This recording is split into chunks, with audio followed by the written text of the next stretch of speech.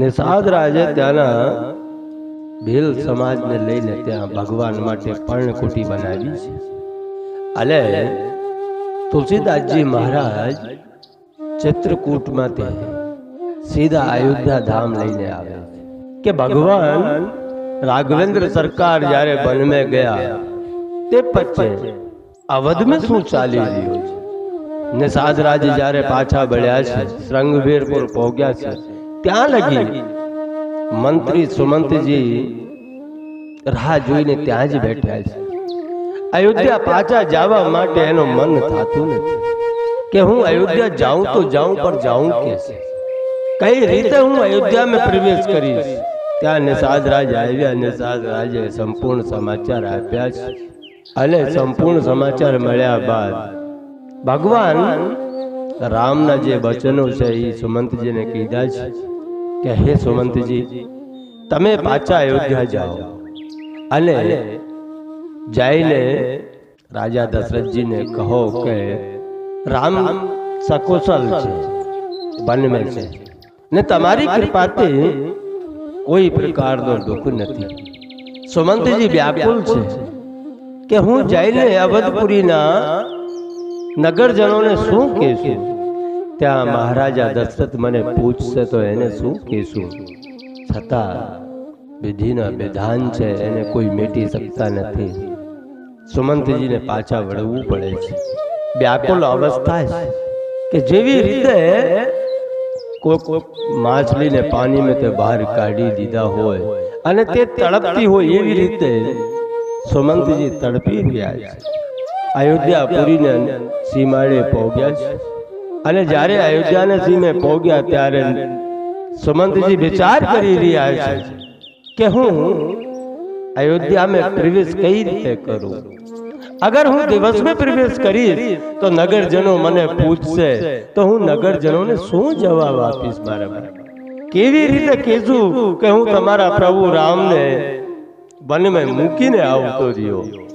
હવે અહીંયા એક વિચાર કરવા જેવી વસ્તુ છે કે તમારા તે બધા કરતા પ્રિય કોઈક વસ્તુ હોય અને તમે એ વસ્તુને ક્યાંક મૂકીને આવો તો એમે પછી જવાબ દેવાનો રહેતો નથી. સરયુ કિનારે સુમંતજી સૂર્ય અસ્ત થવાનો રાહ જોઈ રહ્યા છે કે ક્યારે સૂર્ય અસ્ત થાય અને અંધારામાં હું અવધપુરીમાં પ્રવેશ કરું. સૂર્ય અસ્ત થયો છે અને સુમંતજી રાજમહેલમાં પ્રવેશ કરે છે.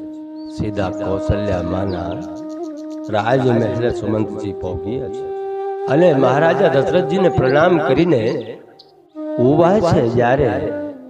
ત્યારે મહારાજા દશરથજીએ થોડો ચેતન અવસ્થામાં આવ્યા છે. કેમ કે बिना राम के तो महाराज दशरथ પણ વ્યાકુલ અવસ્થામાં પડ્યા છે.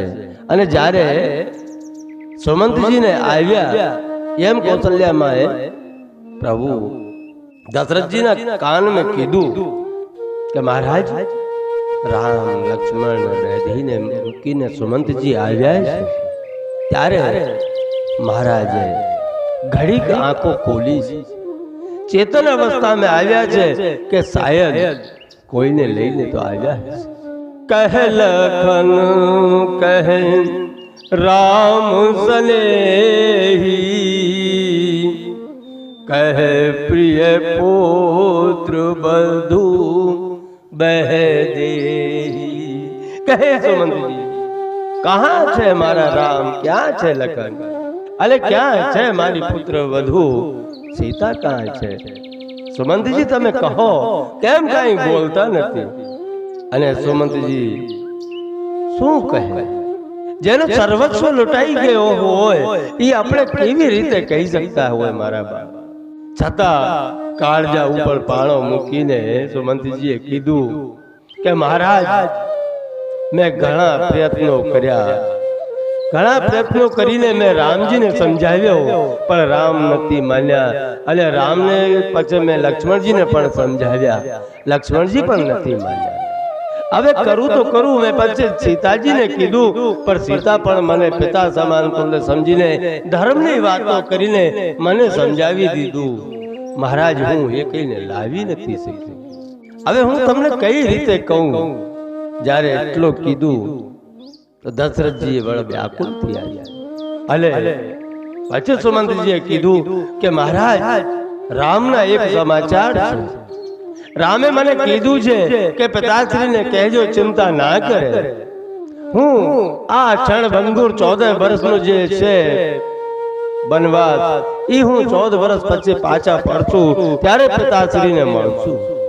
જ્યારે એટલો સાંભળ્યો છે ત્યાં દશરથજી બહુ વ્યાકુલ થયા છે અને રામ રામ કહી રામ કહી રામ રામ કહી રામ તનુ પરિહર રઘુબર વિરહે ગયે સુરધામ.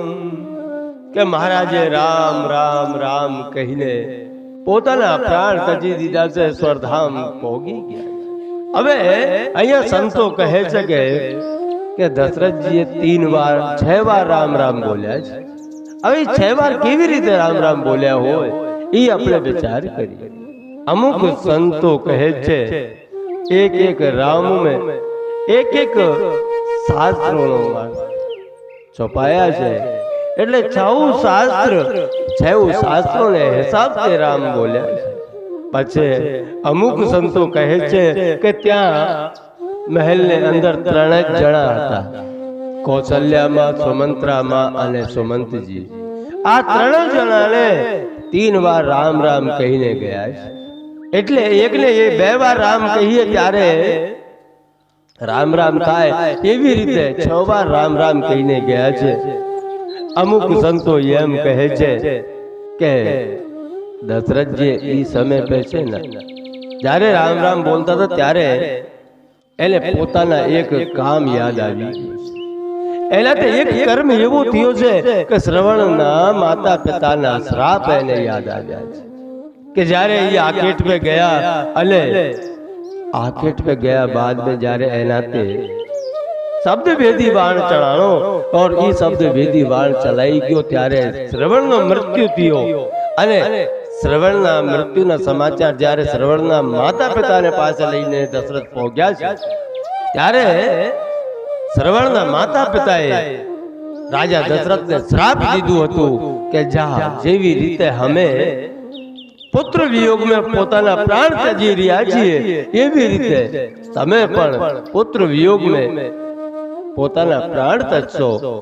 એવી કથા કહીને ને દશરથજીએ રામ રામ રામ રામ રામ કહીને પોતાના પ્રાણ ત્યજી દીધા છે. હવે એવો જીવન મરણ ધન્ય કહેવાય જે પોતે પરબ્રહ્મ પરમાત્માના ચરણન में જેના પ્રાણ જાતા.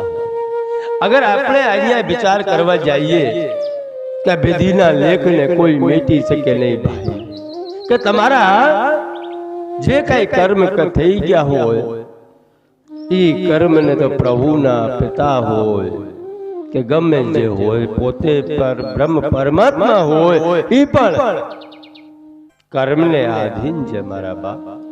આપણાથી જેટલું સારું થાય એટલું સારું કરાય પણ કોઈનો ખોટું ન કરાય. अगर भगवान ना पोताना पिताने आ समय जोवू पड्यो होय तो आपणे सेना माटे अहंकार में वही जाओ. एना तो भूल में एक ज कर्म थियो, एक ज पाप थियो, एने लीधे एमने पोताना शरीर त्यागवू पड्यो होय. तो आपणे तो जाणे अज्ञाने घणा लोको तो जाण बूझकीने पण करी जाय छे. એટલે વિચાર કરજો એક વાર કરવા પહેલા, કેમ કે આપણે ન કરી શકીએ સારું તો ખોટું કરવા में तो विचार करવું જ પડશે. अगर भला किसी का कर ना सको तो बुरा किसी का मत करना. आ अपनी राम कथा આપણને ઈ શીખવાય છે મારા બાપ કે આપણે શું કરવું જોઈએ, શું ન કરવું જોઈએ, કેવી રીતે આપણું જીવન હોવું જોઈએ. આજ અયોધ્યા નગરી अनाथ थी गई है. एक नाथ पहले छोड़ीने वही गया 14 वर्ष वनवास में अने जे राजगादी ऊपर राजा दशरथ बैठा हता ई पण पोताना शरीर त्यागीने स्वधाम वही गया है. વશિષ્ઠજીને જઈને સમાચાર આપ્યા છે કે રાજા દશરથના પ્રાણ ત્યજી દીધા છે, સ્વર્ધામ વહી ગયા છે, આપ ચાલો. ગુરુ વશિષ્ઠજી આશ્રમ છોડીને રાજમહેલે આવ્યા છે. બહુ ચિંતિત છે. તવ વશિષ્ઠ મુનિ સમે સમ કહી અનેક ઇતિહાસ, શોક નિવાર્યો સવૈ કર નિજ વિજ્ઞાન પ્રકાશ. જ્યારે ગુરુજી રાજમહેલ में આવ્યા છે તો રાની કૌશલ્યા ગુરુજીને પગે પડી ગયા છે અને વિલાપ કરવા લાગ્યા છે. ત્યારે ગુરુ વશિષ્ઠજીએ અનેકો પ્રકારની કથાઓ કહી અને સંતાપને થોડો ઓછો કર્યો છે કે વિધિનો વિધાન છે જે આવ્યો આ સંસારમાં, એક દિવસ બધાને જાવું તો પડે છે. અને થોડો સંતાપ ઓછો થયો ત્યાં ગુરુજીએ દૂતો બોલાવ્યા છે અને સૈનિકો બોલાવ્યા. સૈનિકોને કીધું તમે પવન વેગે ભરતની નનિહાલ જાઓ, કેમ કે રામચંદ્રજી છે નહીં અને અંતિમ ક્રિયા ભરતજીને હાસ્તે થાશે, એટલે તમે સીધા ભરતજીની નનિહાલે જાઓ અને જઈને ખાલી તમારે એટલું જ કહેવાનું, બીજું કઈ બોલતા નહીં. ભરતજીને ખાલી એટલું જ કહેજો કે ગુરુજીને યાદ કર્યા છે, બીજો કઈ એને સમાચાર આપતા નહીં કે અયોધ્યામાં શું ચાલે છે. જો એને ઈ તમને બહુ ભી કરશે પણ કહેતા નહીં. જો એને ખબર પડી જશે ને કે ભૈયા રામ અવધ में નથી, 14 વર્ષ વનવાસ में ગયા છે, તો ઈ અવધ में આવશે ને. અને જો ભરત અવધ में નહીં આવે તો ભરત ત્યાં પોતાના પ્રાણો ત્યાગી દેશે. એટલે સૈનિકો ગયા છે.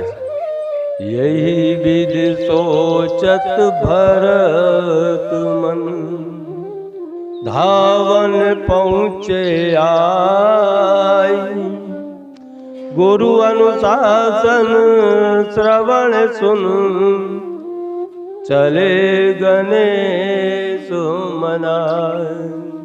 सैनिको भरतनी ननिहाल जाए છે. ત્યાં રાત્રિએ ભરતજીને સ્વપ્ન આવ્યા છે અને વિચિત્ર સ્વપ્નો જોઈને ભરતજીને થાય છે કે જરૂર કોઈ અપશગુન થયો છે અયોધ્યામાં.